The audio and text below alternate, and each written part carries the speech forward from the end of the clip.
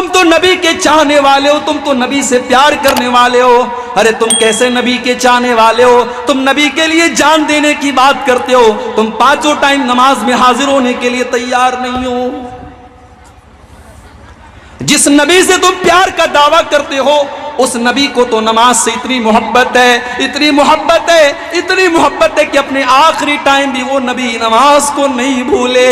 جب آپ کی زبان سے الفاظ نہیں نکل رہے تھے, آپ کی زبان کانپ رہی تھی اور آپ کی زبان سے الفاظ نہیں نکل رہے تھے, ام حبیبہ کہتی ہیں میں نے کان لگا کے سنا کہ دیکھو اللہ کے پیارے نبی کیا کہہ رہے ہیں. تو اللہ کے نبی کہہ رہے تھے الصلاۃ الصلاۃ وما ملکت ایمانکم, او میری امت کے لوگوں تم نماز کی پابندی کرنا, تم نماز کا خیال کرنا, تم نماز کو مت چھوڑنا, کسی حال میں معاف نہیں. ابھی ایک بی جے پی کی کسی ایم ایل اے نے ایک فوٹو ڈال دی صاحب, ٹرین میں کچھ ہمارے بھائی لوگ نماز پڑھ رہے تھے, راستے میں جو ٹرین میں بیچ میں راستہ ہوتا ہے, پیسیج ہوتا ہے, جماعت بنا کے نماز پڑھ رہے ہیں. بی جے پی کے ایم ایل اے نے فوٹو ڈال دیا کہ صاحب یہ کیا ہو رہا ہے. لوگ راستے جام کر کے اپنے اپنے مذہب کے کام کریں تو کوئی حرج کی بات نہیں ہے. مسلمان اگر نماز پڑھ دے تو بہت بڑی تکلیف کی بات ہو گئی, اس کو ٹویٹر پہ ڈال دیا گیا, اس کو سوشل میڈیا پہ ڈال دیا گیا. مگر ہاں یہاں تھوڑی سی غلطی ہماری بھی ہے. کوئی ضروری نہیں ہے کہ آپ ٹرین میں بھی جماعت بنا کے نماز پڑھیں. آپ ٹرین پر اپنی سیٹ پر بیٹھے ہیں, لا یکلف اللہ نفسا الا وسعها, اللہ کسی پر اس کی طاقت سے زیادہ بوجھ نہیں ڈالتا. آپ اپنی سیٹ پر بیٹھیے, اور اگر آپ کھڑے ہو کر کے نہیں پڑھ سکتے آپ بیٹھ کر کے نماز پڑھیے, کوئی مسئلے کی بات نہیں. اب وہاں راستے میں پیسج میں آپ جماعت بنا کے نماز پڑھیں گے تو ظاہر ہے اسلام تو وہ دین ہے جو راستے میں کسی کو تکلیف دینے کی اجازت نہیں دیتا. وہ کام غلط ہے, مگر انٹینشن اس بی جے پی کے ایم ایل اے نے جب اس کو فیس بک کے اوپر یا ٹویٹر کے اوپر ڈالا تو اس کا انٹینشن غلط تھا. اس انٹینشن پر میں تنقید کر رہا ہوں, لیکن وہاں تھوڑی سی غلطی ہماری بھی تھی. ہمیں اور آپ کو نماز تو بہرحال ٹرین میں ہو اور ہم سفر میں ہوں تب بھی ہم کو پڑھنا ہے. بنارس سے 700 کلومیٹر دور میں کٹیہار آیا, اسٹیٹ بدل گیا, موبائل رومنگ میں آ گیا, اردو سے بنگلہ زبان کے بیلٹ میں آ گیا, لینگویج بدل گئی, علاقہ بدل گیا, اسٹیٹ بدل گیا, لیکن نماز نہیں بدلی. حی علی الصلاۃ کی آواز یہاں بھی آ رہی ہے, اور نماز کا ٹائم ہوا تو عبدالغفار صاحب یہ کہہ کر کے نہیں بچ پائیں گے ہم تو الگ ایک اسٹیٹ میں آئے ہیں, یہاں پر ہم نماز کیوں پڑھیں. اللہ کی طرف سے, اللہ کے کلام کی طرف سے آواز آئے گی ان الصلاۃ کانت علی المؤمنین کتابا موقوتا. عبدالغفار صاحب نماز تو آپ کو پڑھنی ہے اور ٹائم پر پڑھنی ہے. ٹھیک ہے آپ سفر میں ہیں, 4 رکعت والی نماز آپ 2 رکعت پڑھ لیجئے, ظہر کی نماز آپ 2 رکعت پڑھ لیجئے, عصر کی نماز آپ 2 رکعت پڑھ لیجئے, عشاء کی آپ 2 رکعت پڑھ لیجئے, اور فجر کی کتنی پڑھیں گے؟ 1 رکعت. بولو بھائی. مولوی صاحب ہم کو پتہ نہیں. انڈیا پاکستان کے میچ میں وراٹ کوہلی نے کتنے رن بنائے یہ برابر پتہ ہے, نماز کے مسئلے نہیں معلوم. سفر میں آپ کو مغرب کی نماز کتنی پڑھنی ہے؟ 3 رکعت ہوتی ہے بھائی, اس میں تو 1.5 رکعت نہیں پڑھ سکتے. یہ پڑھیں گے 1.5 رکعت. مغرب کو 3 کی 3 ہی پڑھنی ہے, فجر کی 2 کی 2 ہی پڑھنی ہے. آج ہمارے نوجوان میرے بھائیوں نماز سے کتنے دور ہیں. یہ نماز کسی حال میں معاف نہیں ہے.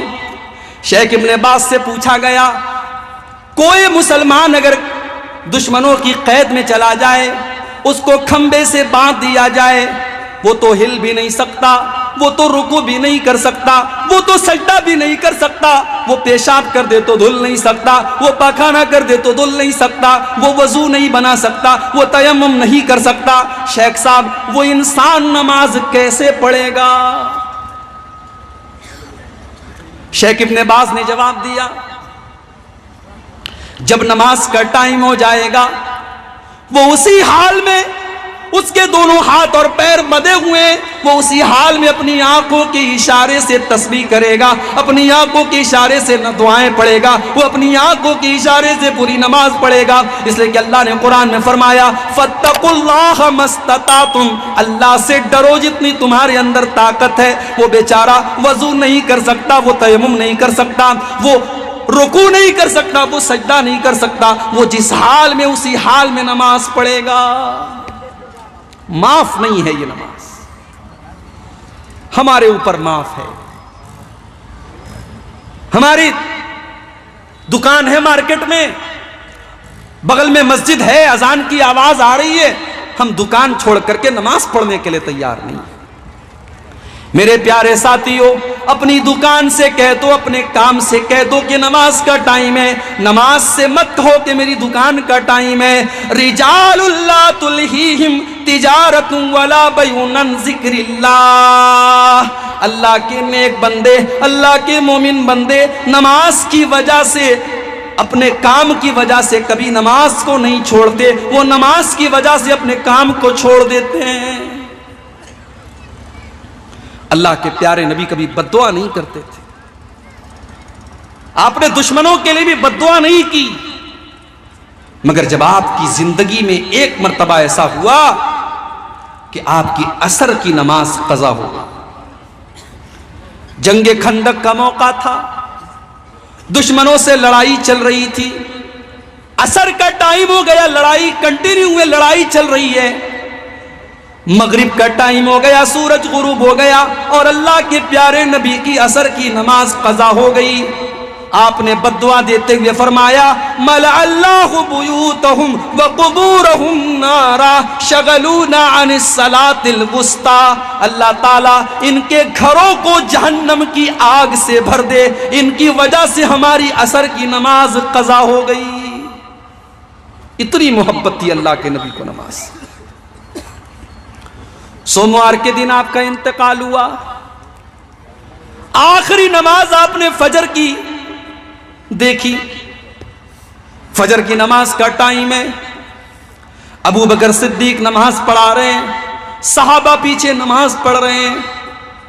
اللہ کے پیارے نبی کی طبیعت کچھ بہتر محسوس ہوئی، آپ کھڑے ہوئے، حجرہ عائشہ کا پردہ ہٹایا، سامنے صفیں لگی ہوئی ہیں، صحابہ نماز پڑھ رہے ہیں۔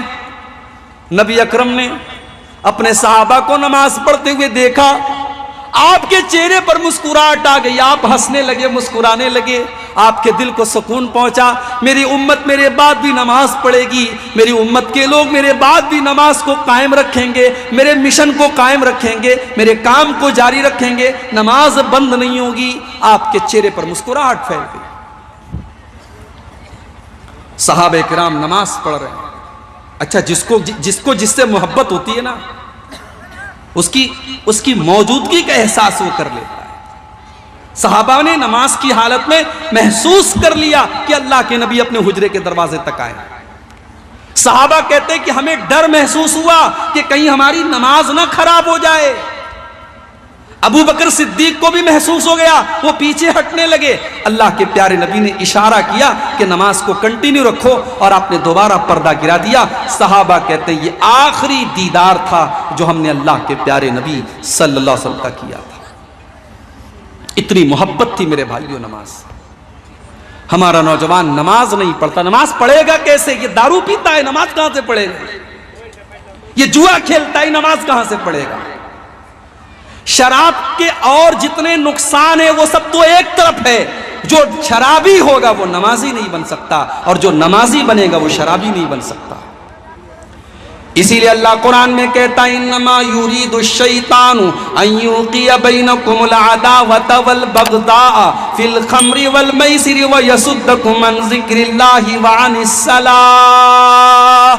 میرے بندو، شیطان تو یہی چاہتا ہے تم شراب کے عادی بن جاؤ، تم جواری بن جاؤ۔ جب تم شرابی اور جواری بن جاؤ گے تو آپس میں تم لڑائی کرو گے اور نماز سے تم دور ہو جاؤ گے۔ ارے ہم تو محمد رسول اللہ کے امتی ہیں۔